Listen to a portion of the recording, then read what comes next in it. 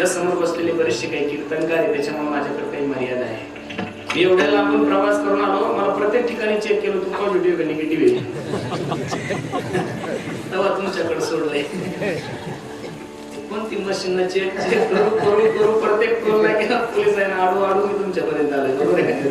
तुम्हाला हसवण्यासाठी नाही आलो दादा, तुमची करमणूक करण्यासाठी तर मुळीच नाही आलो, तुमचा टाइमपास करण्यासाठी सुद्धा नाही आलो. मी असं कीर्तन करणार की जेणेकरून तुम्हालाही समाधान वाटेल, माझ्याही जीवनामध्ये त्याचा काही आनंद प्राप्त होईल. काय गुरुचं प्रेम शिष्यावर असावं आणि किती प्रेम शिष्याचं गुरुवर असावं. काय गोड उदाहरणे लक्षात नाही का. मच्छिंद्रनाथ आणि गोरक्षनाथ एका रस्त्याने जात असताना एका मायमाऊलीच्या घरी वडे केलेले होते हो दादा. त्या वड्याचा सुगंध एवढा सुंदर होता.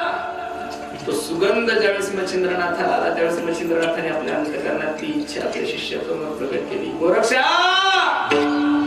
ए गोरक्षा. हळूच आवाज आला, जी गुरुजी. काही नाही रे गोरक्षा, मला वडे खाण्याची इच्छा झाली. काय झाली? वडे खाण्याची इच्छा. काळजी करू नका गुरुजी, चला. मच्छिंद्रनाथ गोरक्षनाथ आश्रमावर गेल्यानंतर भिक्षेची जोडी घेतली आणि गोरक्षनाथ त्या मायमाऊलीच्या दारात गेले. माय अलग निरंजन भिक्षाम देही संन्याशी ना. त्या मायमाऊलीला माहित होतं गोरक्षनाथ दररोज आपल्या दारात येतात. ती आत गेली आणि ताटामध्ये तिनं कोरडा शिदा घेऊन गेला. असं शास्त्र सांगतं की संन्याशी कोणाच्या हातचं खात नाही, कोरडा शिदा घेऊन ते स्वतः बनवतात आणि खातात. कोरडा शिदा ज्यावेळेस त्या मायमाऊलीने आणला त्यावेळेस गोरक्षनाथाने त्या मायमाऊलीला विनंती केली, माय आज तुमच्या घरचा कोरडा शिदा नको, तुमच्या घरी जे वडे केलेले त्यातले 2 वडे माझ्या गुरुजींना दे. नास्तिक होती ती मायमाऊली, तिला धर्माविषयी परमार्थाविषयी आवड नव्हती. ती सहज बोलून गेली, का रे तुझ्या गुरुजीला बरं चांगलं चांगलं खा वाटतं. हे वाक्य ऐकल्यानंतर गोरक्षनाथाच्या डोळ्याला धारा लागले. माय आतापर्यंत माझ्या गुरुजीने माझ्यासाठी काहीच मागितलं नाही ग, फक्त 2 वडे मागितले. आणि ते 2 वडे जर मी माझ्या गुरुजीला नाही देऊ शकलो तर माझ्या शिष्यत्वाच्या नात्याला कलंक लागल. माय माझं खूप प्रेम आहे ग माझ्या गुरुजीवर. नास्तिक मायमाऊलीने प्रश्न केला, किती प्रेम करतो तुझ्या गुरुजीवर तू? गोरक्षनाथांच्या मुखातून शब्द निघून गेला, माय मी माझ्या गुरुजीसाठी माझा प्राण देण्यासाठी सुद्धा तयार आहे. असं म्हटल्यानंतर नास्तिक बाईने प्रश्न केला, एवढं प्रेम करतोस? हो. मग असं कर, तुझा एक डोळा काढून दे, त्याच वेळेस मी वडे देत, तशी वडे देत नाही. माईक बंद करून पापास लावा, असं लावून. क्षणाचाही न विचार करता गोरक्षनाथाने डोळा काढला. मायमाऊलीच्या हातात त्याला वडे घेऊन आश्रमात आले. एक हात डोळ्याला आहे, दुसऱ्या हातात वडे. गुरुजी समोर वडे ठेवले. मच्छिंद्रनाथ वडे खात असताना मच्छिंद्रनाथाने प्रश्न केला, गोरक्षा काय गुरुजी काय झालं रे डोळ्याला? गुरुजी काही नाही, रस्त्याने येत असताना थोडी काठी लागली त्याच्यामुळे वेदना होत आहे. परत गुरुजीने प्रश्न केला, मच्छिंद्रनाथ गोरक्षा खरं सांग डोळ्याला काय झालं? गुरुजी काही नाही, रस्त्याने येत असताना थोडी काठी लागली त्याच्यामुळे वेदना होत आहे. गुरुजी रागवले, खरं सांग म्हणतो ना तुला. गोरक्षनाथाने डोळ्याचा हात काढला तर डोळाच नव्हता. गुरुजी घाबरले, काय झालं बेटा डोळ्याला? गुरुजी काही नाही. गोरक्षनाथाने हात जोडले, गुरुजी मी ज्या मायमाऊलीकडे वडे आणण्यासाठी गेलो तिने मला प्रश्न केला की किती प्रेम करतोस गुरुजीवर? मी सहज बोलून गेलो, मी माझ्या गुरुजीसाठी माझा प्राण देण्यासाठी तयार आहे. त्या मायमाऊलीने मला डोळा काढून मागितला. गुरुजीने 2 वड्यासाठी डोळा काढून दिला. मच्छिंद्रनाथाच्या डोळ्याला धारा लागल्या. पागल झालास वेड्या, 2 वड्यासाठी डोळा काढून दिलास? गोरक्षनाथांच्या डोळ्याला धारा लागल्या आणि गोरक्षनाथ मच्छिंद्रनाथाला म्हणतात, गुरुजी त्या मायमाऊलीनं 2 वड्यासाठी फक्त मला एकच डोळा मागितला. हो गुरुजी, त्या मायमाऊलीनं जर त्या 1 डोळ्यासाठी 2 वड्यासाठी जर माझी मान कापून मागितली असती तरी मी तुमच्यासाठी दिली असती. एवढं प्रेम करतो मी तुझ्यावर. बसणारी मंडळी उदाहरण समजलं, माझं लक्ष देऊ नाही का? ज्या गुरुजीसाठी गोरक्षनाथ डोळा काढून देतात ते गुरुजी काही तुमच्या माझ्यासारखे असतील? मच्छिंद्रनाथ होते. कमंडलूत पाणी हातात घेतलं, डोळ्यावर शिंपल्याबरोबर डोळा तसाच तसा झाला. फक्त बसणाऱ्या मंडळीला माझी विनंती, असले उदाहरण फक्त कीर्तनात ऐकत प्रॅक्टिकली बघायचे. असे जे उदाहरण आहे ना माझे, ते फक्त ऐकत जा, प्रॅक्टिकली करून पाहून जाऊ नका. कारण की आजकालच्या लोकांमध्ये एवढी ताकद माझ्यासारख्या एखादा भोंदू गुरुजी डोळाही जायला मारायचं जायला आंधळ बसायला बरं तुम्ही. आजकाल लोकांमध्ये एवढी ताकद नाही. दुसरी जोडी आहे निवृत्तीनाथाने ज्ञानोबरायाची. ज्ञानोबरायासारख्या व्यक्तीने ज्ञानोबरायासारख्या निवृत्तीनाथासारख्या व्यक्तीने ज्ञानोबरायाचं वर्णन करत असताना काय गोड वर्णन केलं महाराज ऐका. माय बाप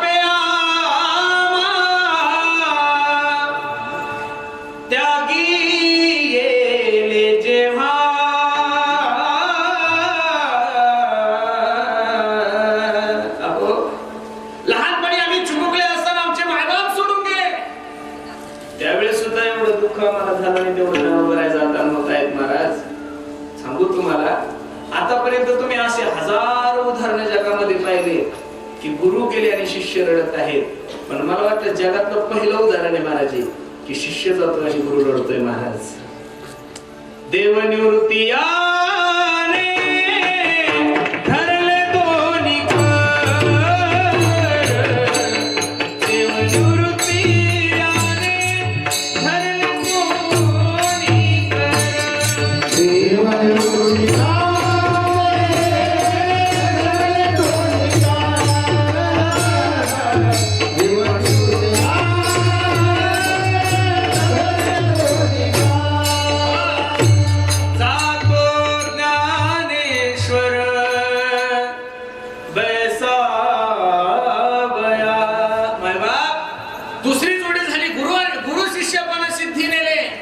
निवृत्तीनाथांच्या मुखातले वाक्य म्हणून पहिली जोडी मच्छिंद्रनाथ आणि गोरक्षनाथाची, दुसरी जोडी निवृत्तीनाथ आणि ज्ञानोबरायची आणि तिसरी जोडी दादा माझ्या जगद्गुरु तुकोबरायची आणि निळोबरायची. सर्व मंडळीला चरित्र भाग ज्ञाते. माझ्या सद्गुरु जगद्गुरु तुकोबरायांनी आपला गाथा इंद्रायणी डोहातून वर येण्यासाठी 13 दिवसाचं अनुष्ठान केलं. सर्वांनी मंडळीला माहिती. पण माझ्या सद्गुरूने मला भेट द्यावी याच्यासाठी 42 दिवसाचं अनुष्ठान केलं. अन्न पाण्याचा त्याग केलाय. तुकाराम तुकाराम तुकाराम तुकाराम तुकाराम तुकाराम तुकाराम तुकाराम तुकाराम तुकाराम तुकाराम तुकाराम. सुंदर असं चिंतन चालू आहे. 1 दिवस झाले, 2 दिवस झाले, तुकोबरायचे काही आलेच नाही महाराज. पण करतो म्हणजे करतो जगाचा मालक पांडुरंग परमात्मा भेटीवर उतरला आणि निळोबरायच्या दारात निळोबराया ओ निळोबराया अहो डोळे उघडा. निळोबरायाने डोळे उघडले आणि जगाच्या मालकाकडे पाहिलं आणि जगाच्या मालकाला सांगितलं येथे तुझ लागी बोलाविले कोणी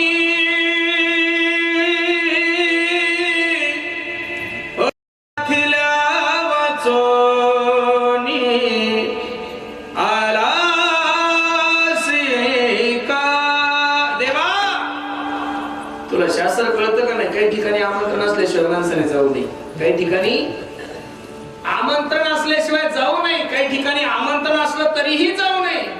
आणि काही ठिकाणी आमंत्रण असलं तरी गेल्याशिवाय राहू नये. कोणाचं लग्न असेल, वाढदिवस असेल, वास्तुशांती असेल, पत्रिका असेल तरच जा. फुकटचं खायला भेटतं म्हणल्यावर कोणाच्याही लग्नाला पळायचं. आमंत्रण नसताना गेल्यानंतर जीवनामध्ये फजिती होती. याच्यासाठी भागवतात उदाहरण बाबांनी ऐकलं, सांगितलं असेल महाराज. दक्ष प्रजापतीने यज्ञ ठेवलाय, सर्वांना आमंत्रण आहे, पण भगवान शंकरांना आमंत्रण नाही. सती आई साहेब सांगत होती मालक माझ्या बापाच्या घरी खूप मोठा कार्यक्रम ठेवलाय हो, सर्व लोक विमान घेऊन चालले, चला ना. भगवान शंकर म्हणतात अगं बेडे तुझ्या बापानं हा जो उद्योग केलाय तो फक्त माझा आत्मा होण्यासाठीच केलाय. आमंत्रण नाही आपल्याला, वळच कसे जायचं. नाराज झाली बायको, रडायला लागली. सती म्हणते चला नो, का असं वेड्यासारखं करता. भगवान शंकर म्हणतात अजिबात नाही. शेवटी सती आई साहेब सांगू लागली मालक आपल्या बापाच्या घरी जाण्यासाठी पोरीला आमंत्रणाची काय गरज आहे. भगवान शंकराला माहिती ही आडेल जात ऐकणार, आडेल जात ऐकणार नाही. अवघड महाराज. आपण कितीही सांगा त्यांना, ते त्यांना जे करायचं तेच करतात महाराज. परवा दिवशी एका मित्राने SMS केला गुरुजी मला व्हॉट्सअपला, खूप सुंदर SMS आहे. तो म्हणला भगवान परमात्मा प्रत्येक घरी राहू शकत नाही म्हणून भगवंताने प्रत्येकाला एक आई दिलेली. त्या आईमध्ये माणसाने देवाला बघायचं. भगवान परमात्मा प्रत्येकाचे दुःख निवारण करू शकत नाही म्हणून भगवंताने प्रत्येक जातीला एक जातीमध्ये एका संताला जन्माला घातलंय. त्याच्या खालची ओळ होती भगवान परमात्मा प्रत्येकाचा सपोर्ट नाही करू शकत म्हणून भगवंताला प्रत्येकाला एक मैत्रीण दिली, एक मित्र दिला. आपण आपल्या अंतःकरणातलं हितगुज त्याला सांगू शकतो. सगळ्यात खालची ओळ होती भगवान परमात्मा प्रत्येकाला व्यक्तिगत त्रास देऊ शकत नाही म्हणून भगवंताने प्रत्येकाला एक बायको दिलेली. असाचा उपयोग केला तर खूप चांगला आहे, पण त्याचा उपयोग दुरुपयोग करत नाही. सती आई साहेब सांगू लागले स्वतःच्या बापाच्या घरी जाण्यासाठी काय आमंत्रणाची गरज आहे. भगवान शंकराला कळलं हे ऐकणार आणि नंदीला सांगितलं नंदी हे नंदी काय मालक कपाटामध्ये जेवढ्या काही साड्या तेवढ्या सगळ्या साड्या भर आता ही गेली की परत येणार नाही. दक्ष प्रजापतीच्या यज्ञामध्ये गेल्या महाराज. सगळ्यांचं स्थान पाहिलं, नवऱ्याचं स्थान नसल्यामुळे राग आला. ज्या यज्ञ कुंड केला होता त्या यज्ञ कुंडामध्ये सती आई साहेबांनी उडी मारली, आपला देह संपला, सर्वांना चरित्र भरण्यात येईल. मग काही ठिकाणी आमंत्रण असल्याशिवाय जायचं नाही. दोन मित्र होते राम श्याम नावाचे, घराशेजारीच मंगल कार्यालय होतं. त्यांना दुसरं कामच नव्हतं, शेती नाही करायची, काहीच नाही करायचं. पुढाऱ्यासारखे कपडे घालायचे आणि तुळशीचं लग्न लागल्यापासून तर मिरगाचा पाऊस पडेपर्यंत त्या मंगल कार्यालयावर 2 तास नुसतं फुकटचं खायचं महाराज. आपलं डोक्यामध्ये कडक घालून तिथं जायचं. कोणी विचारलं कुणीकडचे पाहुणे, सकाळी सांगायचं नवरदेवाकडचं, संध्याकाळी सांगायचं नवरीकडचे. नवरदेवाकडचे नवरीकडचे म्हणून येतो का जण 4 महिने फुकट जेवले महाराज. 4 महिने. एक दिवस मंगल कार्यालयामध्ये पंगत चालू होती. पंक्तीचा मालक सांगत होता, ए अरे कोण आहे रे तिकडं, ए अरे जरा इकडे या, भात घेऊन या, अरे आमटी घेऊन या, जिलेबी घेऊन या. अपरिचित चेहरे पंक्तीत पाहिल्यामुळे पंक्तीचा मालक त्यांच्याकडे गेला. कुठले तुम्ही? आता यांचा नियमच होता तो रोजचा. एक म्हणे नवरीकडचे, याला वाटलं चुकलं का. दुसरं म्हणे नवरदेवाकडचे. चला उठा म्हणे, उठा लवकर, त्याला पळा म्हणे. आपण झालं काय? अरे म्हणे बावळ्यानं, माझ्या बापाच्या वर्ष श्राद्धाची पंगत आहे, नवरीकडचे नवरदेवाकडचे आमंत्रण नसताना गेलं. काही ठिकाणी आमंत्रण असलं तरीही जाऊ नका. कोणी तुम्हाला फुकटची दारू पाजत असेल पिऊ नका दादा. कोणी तुम्हाला फुकट धाब्यावर घेऊन जात असेल जाऊ नका. कोणी तुम्हाला फुकट तमाशाला घेऊन जात असेल जाऊ नका. पण एक ठिकाण असं आहे, त्याचं आमंत्रणाची वाट बघू नका महाराज. कीर्तनात सुद्धा, सप्त्यामध्ये सुद्धा लोक बाबा किती नावाला आपापलेले महाराज. गुरुजी माफी मागून एक वाक्य बोलतो तुमच्या समोर बोलणं थोडंसं धाडस करावं लागते. पण खरं सांगू का, लोक एवढे हलकट झाले गुरुजी, देवाचीच गोष्ट देवाला देताना सुद्धा नावाची अपेक्षा करतात. लक्ष देऊ नये का, काय शब्द वापरलाय मी? देवाचीच गोष्ट देवाला देताना. तुम्ही देवाला काय देता? पाणी कोणी निर्माण केलेलं आहे? कोणी केलेलं आहे? हे तुम्ही माझ्या गळ्यात हार घालते, हे फुलं कोणी निर्माण केलेले? तुम्ही जो नैवेद्य दाखवता देवाला, भात वरण काय असेल ते कोणी निर्माण केलंय? मग त्याचाच नैवेद्य त्याला दाखवायचा असतो तरी लोक म्हणतात माझं पत्रिकेमध्ये नाव पाहिजे. काही पत्रिकेत नाव नसले की दलिंदर येऊन सुद्धा पाहत नाही मला, काय आहे. आणि एक माणूस तर मला म्हणे, महाराज आपण जर मेलो ना तर ह्या गावचा सप्ताच होणार नाही. म्हणलं दलिंदरा मरून बघ तुझ्या. देवाचे कारण देव झाले, देवाचं काम आहे ते. आपण फक्त निमित्ताचा धनी. मी आता कीर्तन करतो, एका क्षणात जरी मेलो तरी काळजी करू नका. राहिलेल्या अभंगावर महाराज कोणीतरी फेटा बांधून ते कीर्तन पूर्ण करणार आहे. कारण इथं कोणा वाचून काही राहत नाही. म्हणून परमार्थामध्ये नावाची अपेक्षा करायची. परमार्थ करत असताना हवेसारखा करायचा महाराज. तुम्ही सर्व मंडळी तिथं बसलेला, हवा दिसती का जाणवते हो? हवा दिसती का जाणवते? दिसत नाही ना. तिने हिरवा कलर नाही, लाल नाही, पिवळा नाही, काही नाही, फक्त ती जाणवते. बरोबर आहे का नाही? तसं परमार्थ करत असताना महाराज, परमार्थाचं कार्य करत असताना हवेसारखं करा. सगळ्यात जास्त दान द्या, पण आपलं नाव कुठे येण्याची अपेक्षा करू. अरे जा कधी तिरुपतीला, जा कधी पंढरपूरला, जा कधी शिर्डी संस्थानला. कोट्यवधी रुपयाचे लोक चेक आणून टाकतात महाराज, नुसत्या सह्या करून ठेवतात. पण ते सुद्धा हिरे आणून टाकतात, कोणी पैसे आणून टाकतात, ट्रकच्या ट्रक धान्य आणून टाकतात. पण ट्रक ड्रायव्हर सांगत सुद्धा नाही धान्य कुठून आलं. बरोबर आहे का नाही? माणसानं आपल्या दानाची दखल घ्यावा, याच्यासाठी दान करूच नका. तुमच्या दानाची दखल देवाने घेतली पाहिजे, त्यासाठी दान करा.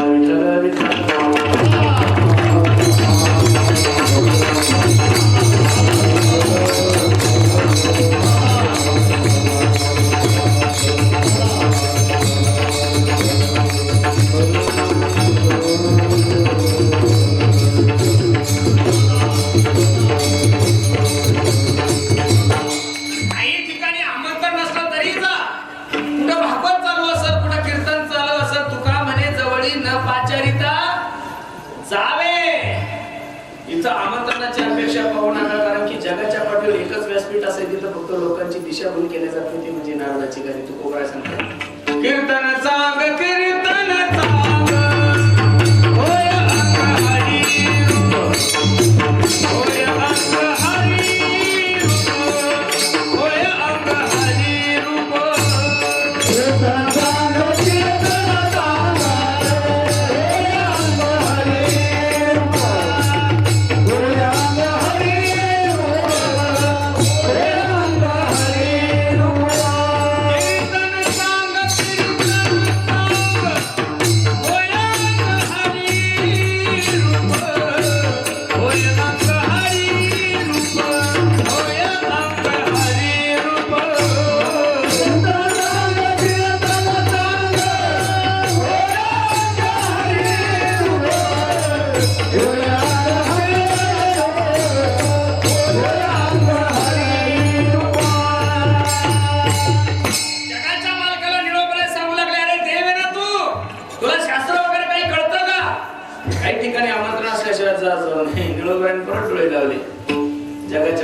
तोंड बारीक केलं महाराज.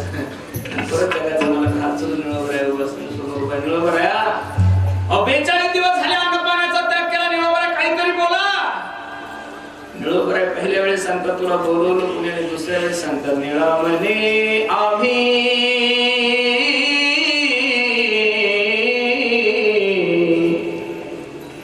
नवळखोजी देवा तू कयाचा धावा करीतस. हे जा तुला ओळखत नाही. हे असं झालं भारत देशाचा पंतप्रधान आपल्या दारात येऊन आपण म्हणा जाय तुला ओळखत नाही. मरायला कुठे ते ते घेईल ना त्याला. देशाच्या पंतप्रधानाला ओळखत होते. यात किंचित माझ्या पांडुरंगाचा स्वाभिमान जागृत झाला आणि पांडुरंग परमात्मा निळोबरायाला बोलावले हो निळोबराया कोणाला ओळखत नाही तुम्ही काय बोलताय तोंड सांभाळून बोला. मी काय एखादा ग्रामपंचायतचा सदस्य नाही देवे. मी बोले बिल्या मी तू बोले मी चाले बिल्या सूर्य चाले मी हाले बिल्या ब्रह्म हाले जो जगाते चाळे तर हे सर्व जे काही चाललंय ना ते माझ्या सत्तेने चाललंय. निळोबराय अजून सुद्धा काही हिमालय साधू संत मंडळी खाली मुडकं वरपाय करून माझं भजन करतात. तिथले कावळे ज्यावेळेस त्यांचं मांस खातात ना त्यावेळेस त्या कावळ्यांना ते साधू संत सांगतात कावळ्यांनो कागा सबतन खायो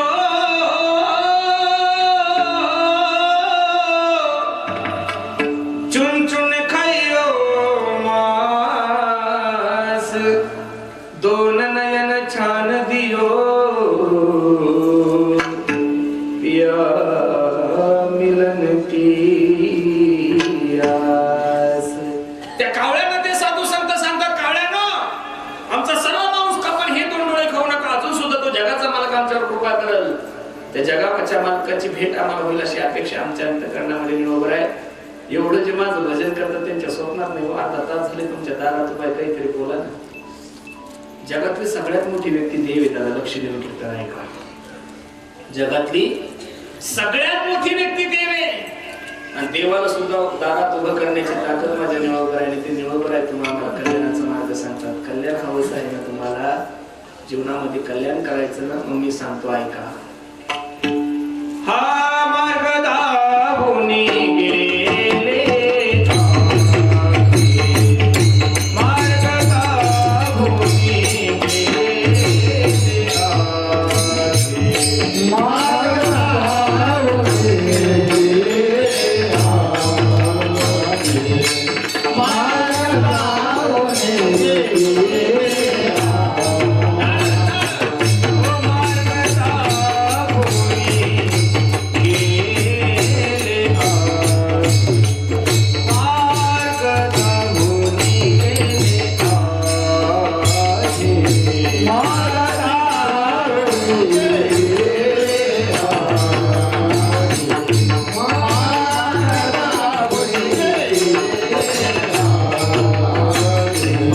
दया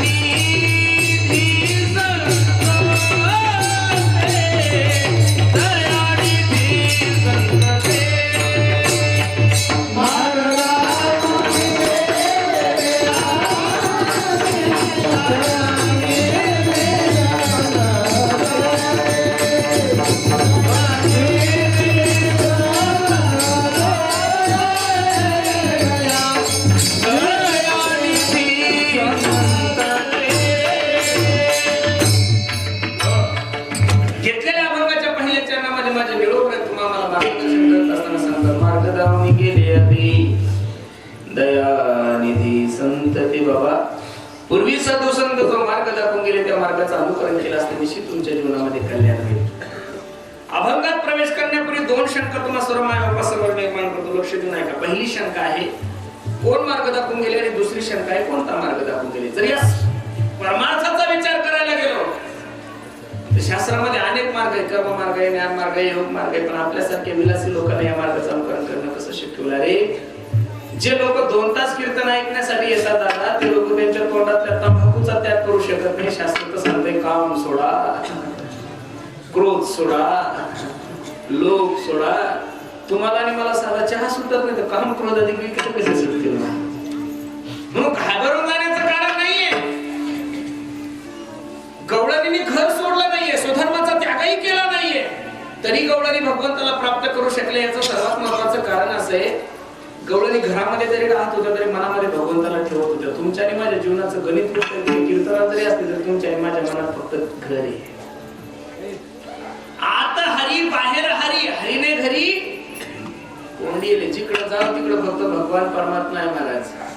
कहा पकडाब दारू देखे अनीरा देखे तो सब वही नाही घेरा. माय बाप गवळणी म्हणतात आम्हाला जिकडं पाहावं तिकडं तोच दिसतोय महाराज. आपलं उलट झालं, आपल्याला जिकडं पाहावं तिकडं संसारच दिसतो महाराज. म्हणून बाकीच्या गोष्टी तुमच्या आणि माझ्या मार्गात शक्यच नाहीये दादा. तुम्ही नसला मी कर्मकांड करू. कसं कर्मकांड करायचं. हा जो ब्राह्मण आहे त्यानं त्रिकाल संध्या केली पाहिजे असं शास्त्र सांगते. जो ब्राह्मण आहे त्यानं त्रिकाल संध्या केली पाहिजे असं शास्त्र सांगते. पण जशी ब्राह्मणाची संध्या आहे तशी वारकऱ्याची सुद्धा संध्या आहे. ज्याच्या गळ्यामध्ये पवित्र तुळशीची माळ आहे, ज्याच्या कपाळाला गोपीचंदन टिळायचं, स्वतःला ज्ञानोबा तुकोबरायचा म्हणून घेतो त्याला दिवसातून नाही 2 वेळेस हरिपाठ पण 1 वेळेस हरिपाठ केला पाहिजे. वारकऱ्याची संध्या नाही तर काय. मग कर्मकांडही तुमच्या आणि माझ्यासाठी खूप अवघड आहे. शास्त्र असं सांगतंय, कर्मकांड असं सांगतंय. आपण लोकांच्या घरी आता सप्ताह सुरू झाला की जेवायला गेलो की पाणी फिरवतो ना मला. हातात किती पाणी घ्यावं किती नाही घेऊ याच्यासाठी सुद्धा शास्त्र सांगितलेलं आहे. आपण गेले की श्लोक म्हणतो ना ब्रह्मार ब्रह्महावीर ब्रह्मा ब्रह्मणातम ब्रह्मैव तेन गंतव्यं ब्रह्म कर्म समाधिना ओम सहना भवतु सहनौ भुनक्तु सह वीर्यं करवावहै तेजस्विनावधीतमस्तु मा विद्विषावहै. हा श्लोक जर नाही जमला तरी सर्व लोकांना हा श्लोक तर माहितच आहे. वदनी कवळ घेता नाम घ्या श्री हरीचे सहज हवन होते नाम घेता पुकाराचे. तुम्ही लोकांनी एक नियोजन खूप चांगलं केलं महाराज. कीर्तन अगोदर जेवण नंतर. पुढच्या वर्षी जेवण अगोदर ठेवून का म्हणजे कळलं तुम्हाला कीर्तनात किती लोक राहतात.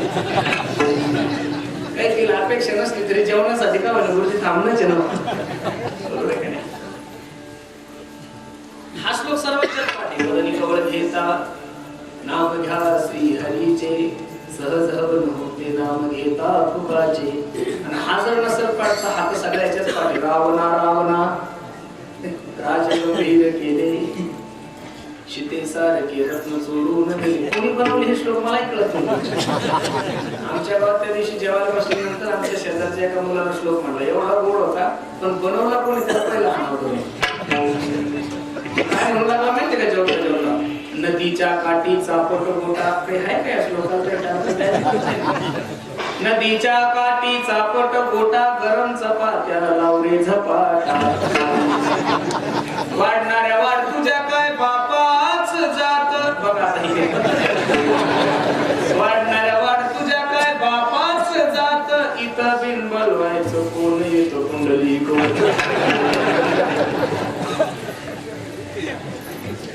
हातात किती पाणी घ्यावं किती नाही एक शास्त्राची. उडदाचा दाना भिजले एवढंच पाणी हातात घेतलं पाहिजे. याच्यापेक्षा कमी याच्यापेक्षा जास्त झालं तर मदिरा पिण्याचं पाप लागतंय आपल्याला. काय मदिरा म्हणजे दारू. तुम्ही लोकांच्या घरी गेले की अर्धारे घरी वळ करतात. त्याच्यामुळे कर्मकांडाच्या रात्री लागायचं नाही. एक म्हणजे महाराज मग आम्ही योग करू. योगाचं कसं जमत आता.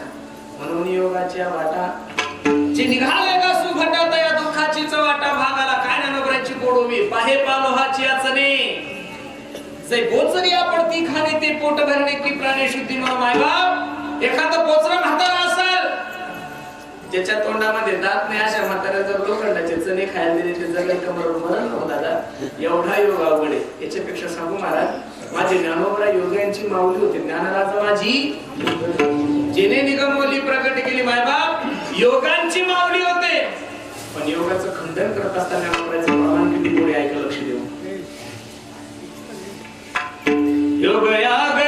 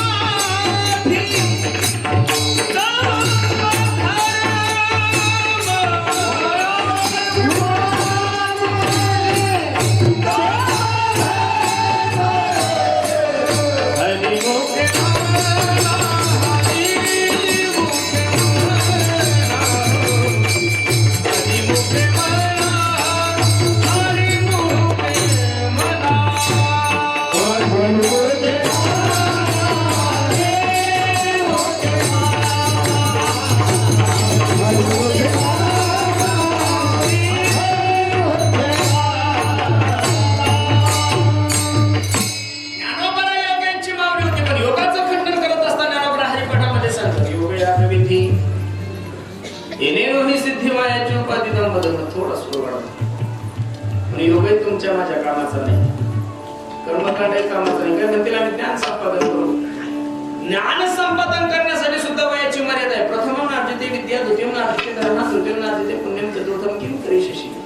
माणसाला इंजिनियर व्हायचं असं म्हातारपणी जमणार नाही, MBBS व्हायचं असं म्हातारपणी अजिबात नाही, पखवाज वाजवायचं असं म्हातारपणी अजिबात नाही, कीर्तनकार व्हायचं असं म्हातारपणी अजिबात नाही. हो, लेटीन जायचं असं तरुण लागतो, पोलीस व्हायचं असं तरुण लागतो, कीर्तनकार, सगळ्या गोष्टी ह्या वयातच झाल्या पाहिजेत.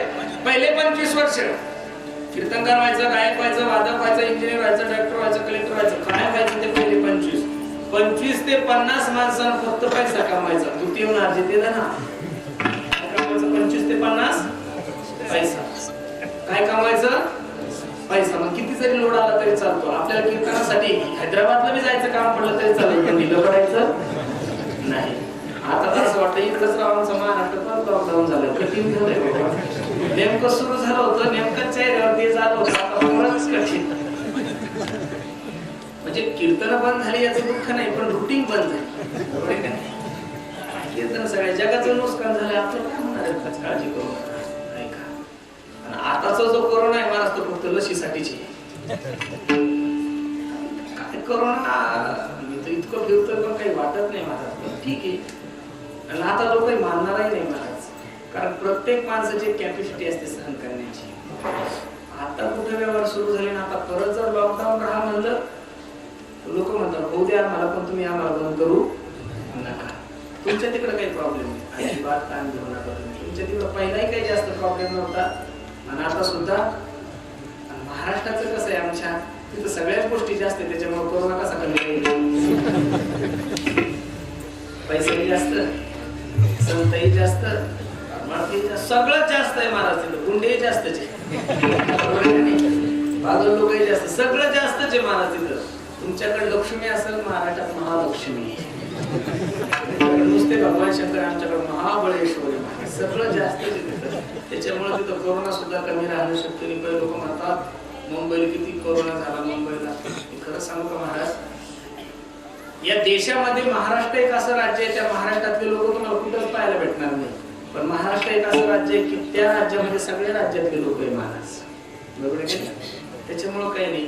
आणि 11 कोटी लोकसंख्येमध्ये 1, 2, 3, 4, 5 लाख लोकांना कोरोना म्हणजे काही जास्त नाही महाराज. त्याचे ते 4-5 कोटी मेले तरी काय कमी आहे, दररोजची किती वाढतात, ताण नाही घ्यायचं. मग त्यामध्ये आपला का नंबर लागेल एवढं काही ताण घ्यायचं. 140 कोटी लोकसंख्या देशाची, किती हो 140. 140 कोटी लोकसंख्येमध्ये महाराज 10 लाख बी नाही मेले हो. या कोरोनामुळे बाकीचे आजार कमी झाले ना महाराज, अजिबात नाही. बाकीचे सगळे आजार डुप्लिकेट. या कोरोनाच्या काळामध्ये तर ते